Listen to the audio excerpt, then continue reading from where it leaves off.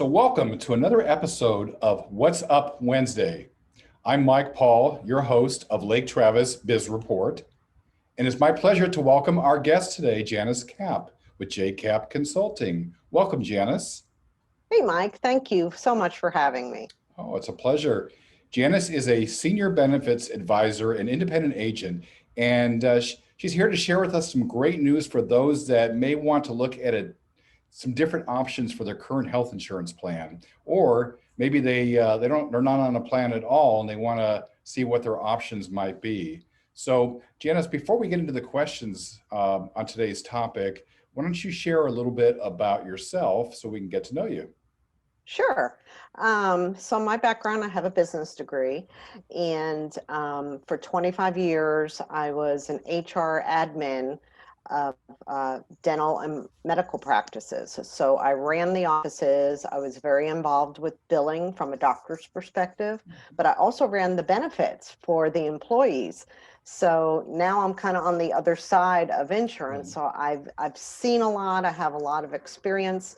I just feel like it's very valuable for me to be able to help people navigate because I see things from a lot of different perspectives. Yeah, terrific. That's great. Again, welcome to our interview session here today, and let's jump right into it if you're ready to go. Okay. Okay, perfect. Okay. So let's talk about I guess what is called an SEP, which my understanding stands for Special Enrollment Period. If you could tell us, exactly what that is. So just recently, normally everyone's familiar with open enrollment. It happens once a year. Those are from marketplace plans or through your employer. And what is happening this year, because of the pandemic and because a lot of people didn't get signed up for health insurance during the regular open enrollment period, there's been an opening for a new special enrollment period, which is SEP, from February 15th through May 15th. And basically what that does, it gives people the opportunity to sign up for coverage if they didn't do it, and actually make changes if they did sign up for something and they're not enjoying the coverage that they have. Yeah, well, that makes a lot of sense. Certainly something that's unusual, I believe, because I think that was I guess due to some of the challenges, that of course we've all gone through over this past year, and so the new administration has created this opportunity to basically take another bite at the apple, if you will, which is great for a lot of people, who.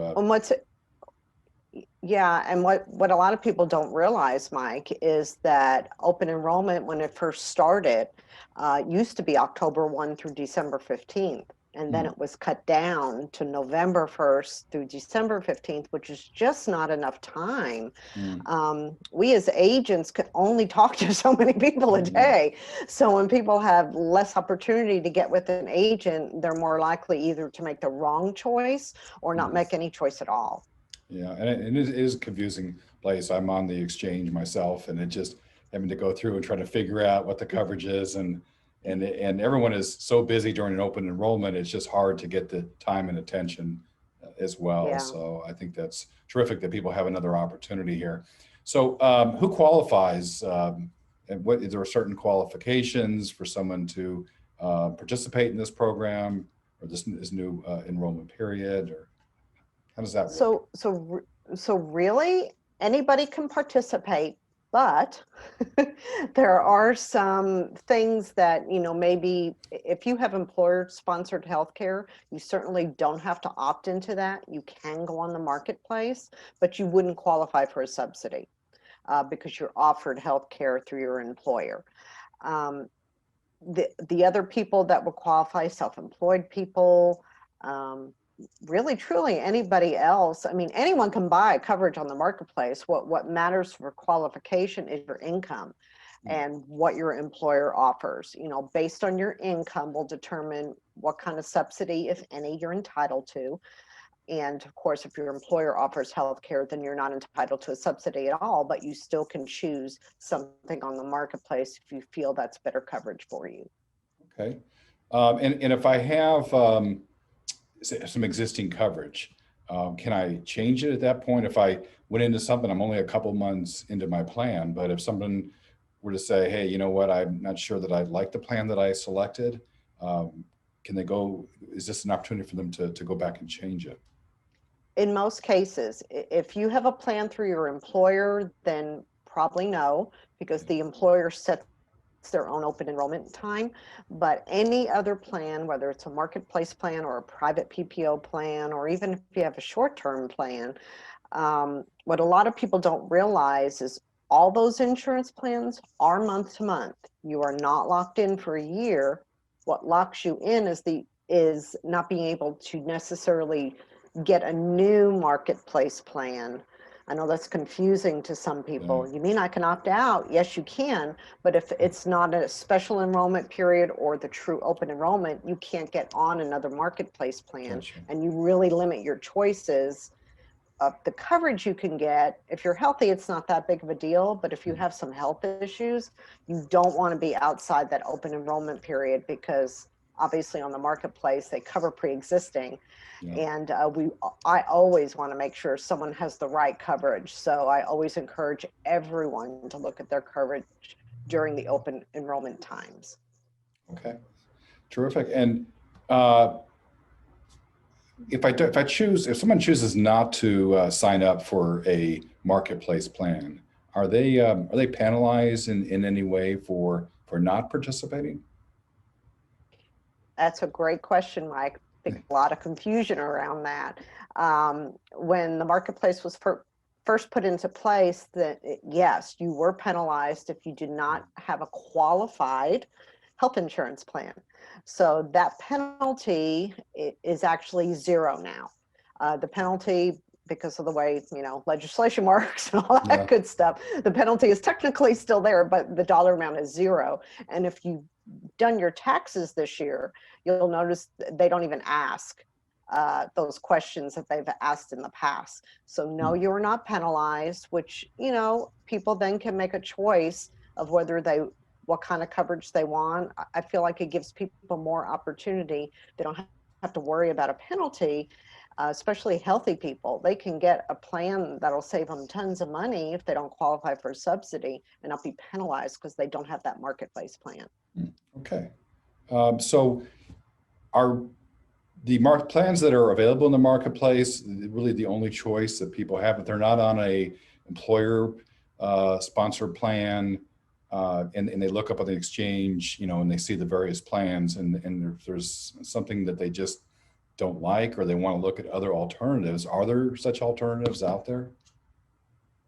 Yes. So on the marketplace, all those plans are either HMOs, which are health maintenance organizations that require you to have referrals to go to certain doctors. You have to stay in network, and there are no out-of-network benefits unless it's emergency. I'll talk about that in a minute.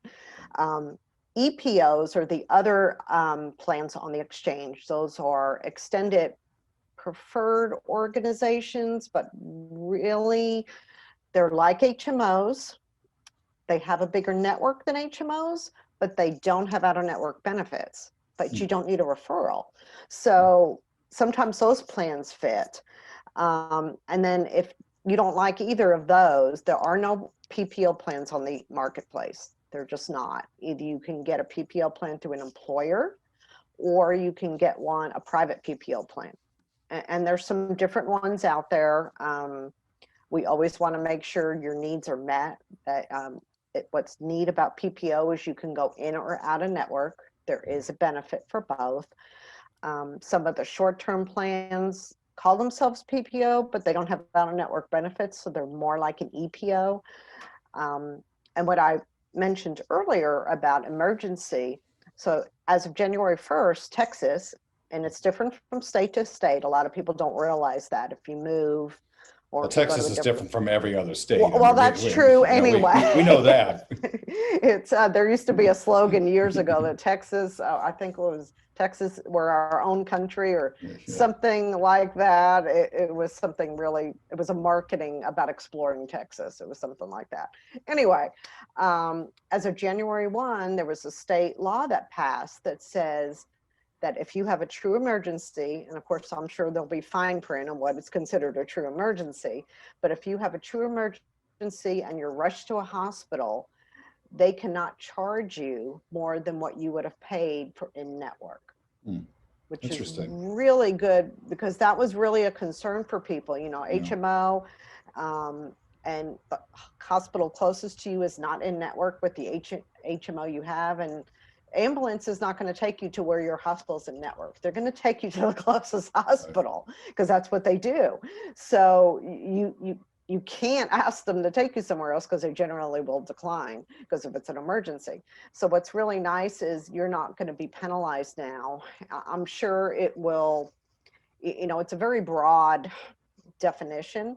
So I'm sure each plan will have little nicks. Well, okay, you're having a heart attack, but once you're stabilized and put in a room, then that's probably the end of the coverage. You're going to have to go to a network hospital or have no coverage. So there'll be things like that in place.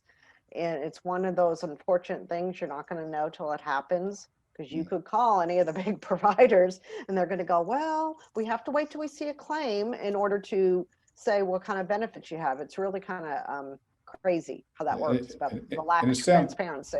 And it sounds like it's pretty important for people to you know, do their homework and shopping around for plans and get to understand, you know, the differences between the plans, the benefits, because they're all different. I mean, I know when I was out looking for the plan that I went on, it was, you know, I was trying to compare in network, out network, what they cover, what are deductibles, what are co-pays, where are the doctors, you know, is my doctor in the plan, that kind of thing. Right. Because, you know, some people say, hey, I've got doctors that I really like, that I've had long-term relationships with, and they want to keep those. But the first thing you do is you may want to see, is my doctor in that plan that I'm considering, right? And so, and they can do that, I believe. Yes, that you should. I don't use the platform I use enables me to put in, I have access to all the providers, and it enables me to put in your doctors. When I sit and consult with someone, I ask your medications, your doctor's names, because I plug all those things in, which they may not do if you're looking alone on the marketplace. You may not enter the right thing, or even if you call the helpline. They try to help, but I feel like you may not always get the right help. So I'm able to plug all those things in and give you a side-by-side. This plan covers these doctors, these meds, so you can at least make an informed decision. And that also is true with the subsidy. I kind of wanted to circle back a little bit about the subsidy. Yeah, and I was going to ask you about that too, because I know that, you know, when you look at and shop for these plans, the prices are all over the board in terms of the types of coverage. And I know that there are subsidies available, depends on your personal situation. Maybe you could talk a little bit about, you know, how do you qualify for a subsidy, or see if you know, if you're eligible for a subsidy. So what's important right now about the special enrollment period is that, well, two things. First thing is, a lot of people, and I've just signed some people up recently that were so confused by the subsidy, they didn't even realize they qualified for one and didn't sign up for any coverage. So there's income limits for where you would qualify for a subsidy. What's really important is there's new legislation that's about to pass, the new rescue plan, that is going to change those limits, basically lower them so more people qualify for a subsidy, and you might qualify for a higher subsidy. So I haven't seen, what's interesting is I have not seen any language yet that says if you're ready, you know, you have to plug in your income. Will it retro back and get you lower premium, or are we going to have to go in there and redo your plan? I don't know, because I haven't seen anything yet that says that. I guess once it passes, maybe there'll be more information that comes out. But what's important to know is, you know, for instance, an individual, if you make over 51,000, you make $51,001, you do not qualify for a subsidy. But if you make under 51,000, you do. So, you know, and those plans can be expensive. So this is important, because if you're at that threshold and you just barely missed it, you're going to qualify now. And now it may be great because now you're going to be able to have some coverage and get the subsidy savings as well. And I think that to calculate the subsidy, of course, and I've gone through this, myself in discussions, is it's based on what your expectation is for your income for the year. So I guess you put in what your Yes. estimate is, and then at the end of the year, you get a form back showing what subsidy, whatever the subsidy was, and then your accountant, your CPA, when you're filing your taxes, will look at it and say, okay, was I on target? Did I make more? Did I make less? And so there could be an adjustment of that subsidy at that point, is my understanding how that works, right?